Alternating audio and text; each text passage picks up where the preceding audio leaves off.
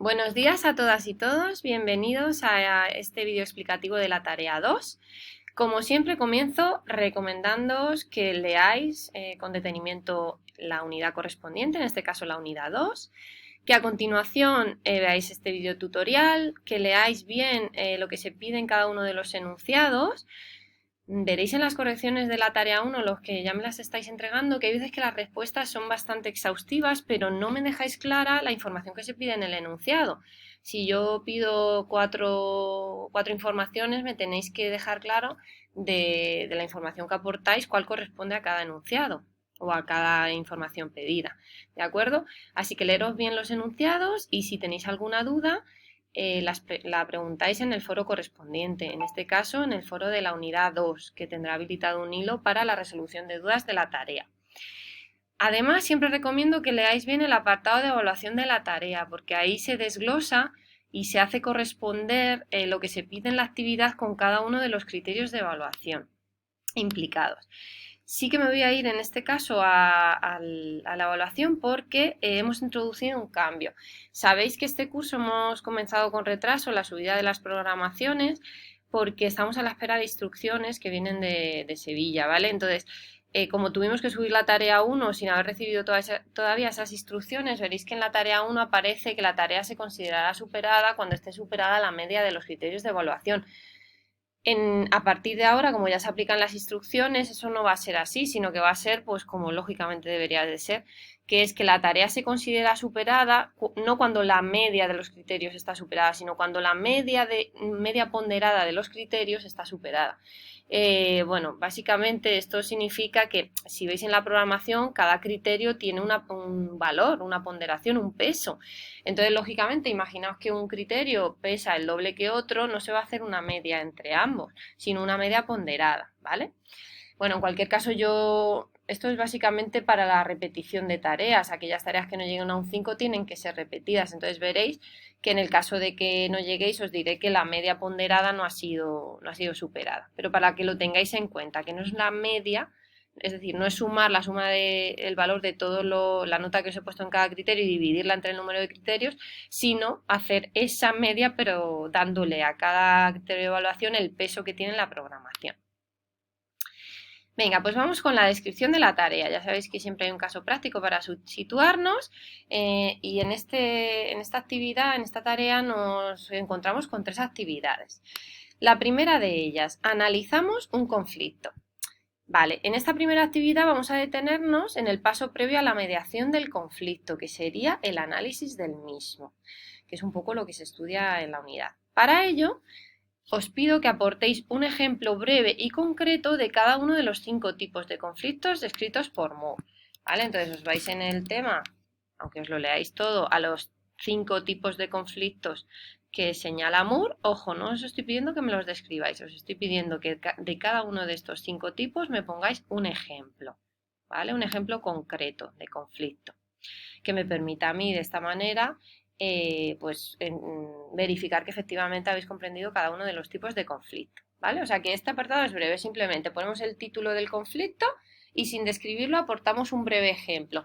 Pero ojo, desarrollarlo un poco, ¿vale? Aunque sea breve, pero que se vea claramente en qué consiste, cuáles son las motivaciones de los participantes, de modo que se pueda ver si efectivamente corresponde o no con esa tipología de modo. A continuación, pensad en un conflicto que haya tenido lugar en vuestro entorno. Yo siempre recomiendo que sea de la vida personal. No quiere decir que os haya sucedido a vosotros directamente o vosotras, pero que haya sucedido en vuestro entorno, porque eso le da realismo siempre a las situaciones y porque nos permite repensar conflictos que seguramente hemos abordado desde nuestra perspectiva tradicional y a los que ahora podemos aplicar conceptos y teorías que estamos viendo en el curso, ¿vale? Por supuesto sin decir nombres. Y bueno, aquellos que os lo queráis inventar, os lo inventáis, ¿de acuerdo? Pero bueno, que sí me parece enriquecedor que toméis conflictos que hayan podido suceder en vuestro entorno. Vale, pues cogéis ese conflicto, lo describís lo mejor que podáis y le aplicáis la herramienta de mapa del conflicto. Vale. Pues si nos vamos a mapa del conflicto, veréis que os pido que apliquéis en concreto las 8 primeras partes, ¿vale? Bueno, de hecho la primera parte es la explicación del conflicto, qué ha ocurrido, cuál es el problema, después la naturaleza, de qué tipo de conflicto se trata, en qué contexto se sitúa, entre miembros de una entidad, entre vecinos y vecinas, los factores y causas, respondéis a estas preguntas, los efectos o síntomas detectados, respondéis a la pregunta, actores o partes implicadas, respondéis a estas preguntas, afectados directamente o indirectamente y respondéis a estas preguntas distinguiendo entre qué afectados lo han sido de manera directa y cuáles de manera indirecta.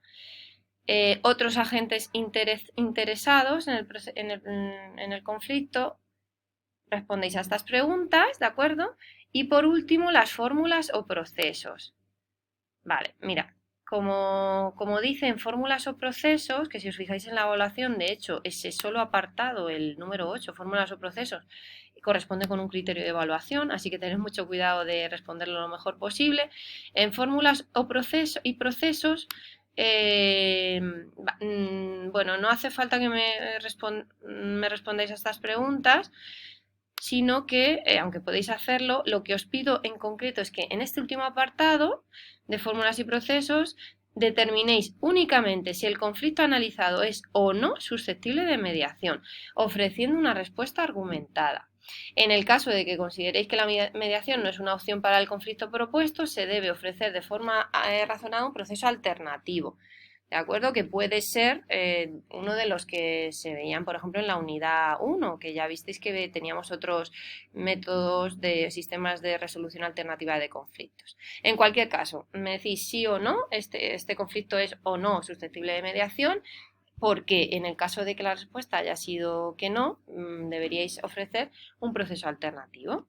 ¿De acuerdo? También razonando el porqué de su idoneidad. Con eso llegamos a la actividad número 2. Que ya se basa más bien, ya no estamos en el paso previo de análisis, que es un poco teórico, sino en las estrategias de prevención y gestión de conflictos. Entonces, se os pide que describáis 2 actuaciones de prevención primaria. Para ello, es importante que en el tema controléis la distinción entre actuaciones de prevención primaria, secundaria y terciaria. Os estoy pidiendo las 2 actuaciones de este primer nivel de prevención primaria.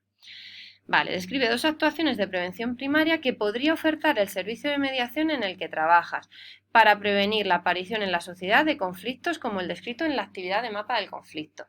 Muy importante aquí, porque esto suele dar lugar a duda. Acabáis de describir un conflicto. No se trata en este apartado de que me digáis cómo podrían haber prevenido el conflicto las partes que están inmiscuidas en él, las partes del conflicto, las partes concretas, no. Ese tipo de conflictos, ese conflicto concreto se inscribe en un ámbito, en una tipología. Imaginaos que es un conflicto por problemas de herencia. Pues lo que yo os pido es que imaginaos que tenéis un servicio de mediación. Ese servicio de mediación, como estamos viendo a lo largo de las unidades, los servicios de mediación, aparte de abordar procesos concretos de conflicto, lo ideal es que ofrezcan también actividades de prevención de conflictos, ¿de acuerdo? Entonces, lo que os pido es, ¿qué podría hacer, qué actividades podrían ofrecer vuestro servicio de mediación para prevenir en concreto esa tipología de conflictos en la que se inscribe el conflicto que habéis analizado? Entonces, ¿qué me tenéis que decir en concreto de esa actuación? Pues describir detalladamente de cada una de las 2 la forma de la misma, es decir, si sería un curso, un taller, una charla, una dinámica, lo que veáis, ¿vale? Y el contenido que se trataría en la misma y los destinatarios y destinatarias a los que se dirigiría. Explicádmelo con el mayor detalle posible para yo ver si efectivamente es una actuación que sirve o no para prevenir el tipo de conflictos que se pide. Una vez realizado esto, ojo, son 2 actuaciones de las cuales hay que describir, detallar estos 3 aspectos. Después, una vez que hemos hecho esto, pasamos a la segunda parte de la actividad. Aplica el conflicto descrito en la actividad de mapa del conflicto, es decir, siempre estamos con el mismo conflicto, ¿de acuerdo? No os pido que os inventéis otro. La estrategia ganar-ganar. Bueno, pues para eso en el tema nos hemos tenido que leer bien en qué consiste la estrategia ganar-ganar, ¿vale? y tenemos que ofrecer 3 soluciones creativas que podría ofrecer cada una de las partes. Imaginaos que en el conflicto intervienen 3 partes, pues en ese caso tendríamos que aportar 3 soluciones creativas que aportaría la parte 1, 3 que aportaría la parte 2 y 3 que aportaría la parte 3. En general me describís conflictos en los que hay 2 partes únicamente que intervienen, en ese caso pues 3 y 3, pero 3 por cada una de las partes. Una vez que aporto esas posibles soluciones, que esto digamos es el paso previo al acuerdo, ¿vale? Cuando ya pensad que esto es muy importante, no es la persona mediadora la que ofrece las soluciones, ¿no? Realmente son siempre las partes, porque se considera que son ellas las que están más cerca de la resolución del conflicto y porque precisamente la mediación es una herramienta que empodera a las partes, que a diferencia del juicio no dicta a la persona externa la solución, sino que son las partes las que la acuerdan. Entonces, cada parte ofrece 3 soluciones alternativas. No me quedo ahí, sino que tengo que analizar de manera crítica los pros y contras, es decir, las ventajas e inconvenientes de cada una de esas soluciones. Imaginaos que son 2 partes, pues tendríais que analizar los pros y contras de cada una de las 6 soluciones creativas. Una vez que yo hago ese análisis, ya sí que estoy mucho más cerca de llegar a un acuerdo final, porque he visto los pros y contras de cada una de ellas. Voy a llegar a un acuerdo final que puede que no coincida con ninguna de esas 3 soluciones o 6 soluciones creativas de las partes. Puede que sea una mezcla de ellas. Lo importante es que de manera argumentada, una vez que he analizado cada una de ellas, llegue a ese acuerdo final. Bien, y llegamos con eso a la actividad número 3, que es la actividad podríamos decir, la actividad de foro, la actividad reflexiva, crítica, que siempre normalmente hay en cada una de las tareas. Vale. Bueno, en concreto el tema de debate es el contraste de opiniones y el intercambio de experiencias es esencial en cualquier grupo de trabajo. Yo creo que es algo que tenemos ya muy asimilado. Y por supuesto el servicio de mediación está compuesto de un equipo y por lo tanto tenemos que poner en valor esa importancia del contraste de opiniones e intercambio de experiencias. Entonces lo que os pido no es que reflexionéis sobre esto de manera general, sino que para reflexionar sobre esto, para ahondar en esta idea, busquéis cualquier referencia, la que queráis, un artículo, una obra literaria, una película, un cortometraje, lo que se os ocurra, que trabaje o incluya esta idea. Y una vez que elijáis esta referencia, hacéis un breve resumen del contenido, ¿vale? Que me demuestra a mí, ojo con vuestras palabras, siempre con vuestras palabras, y no implica la repetición de la tarea con un 0, ¿vale? Entonces, con vuestras palabras lo explicáis de manera resumida y a mí eso me sirve para ver que efectivamente habéis trabajado el contenido de esa referencia. Explicáis por qué la habéis seleccionado, porque entiendo que si la habéis seleccionado es porque os parece especial o interesante, entonces destacáis a lo mejor dentro de esa referencia lo que más interesante os parezca. Y a partir de ella, ahora sí, argumentamos sobre la importancia del tema propuesto, es decir, sobre la importancia del contraste de opiniones y el intercambio de experiencias. Vale, esto me lo vais a incluir, todo esto que pido me lo vais a incluir en la tarea, ¿de acuerdo? De manera, si puede ser de manera redactada, porque si me hacéis pantallazos del foro luego me cuesta leerlo más. Pero esa misma intervención la vais a copiar en el foro de la tarea 2. Bueno, en un hilo que yo voy a abrir dentro del foro 2, voy a abrir un hilo que se llama foro tarea 2. Vale, pues ahí copiáis vuestra intervención. Y ojo, también tendréis que dar feedback al menos a un recurso aportado por uno de los compañeros. Dar feedback no es solo decir, me parece muy interesante, sino comentar algo del contenido del recurso que aporta el compañero o compañera o de las ideas aportadas por el mismo. ¿Vale? Entonces, que quede claro, realmente en la tarea me ponéis simplemente vuestra intervención, pero es cierto que yo luego en el foro voy a contrastar que deis ese feedback al recurso aportado por un compañero o compañera.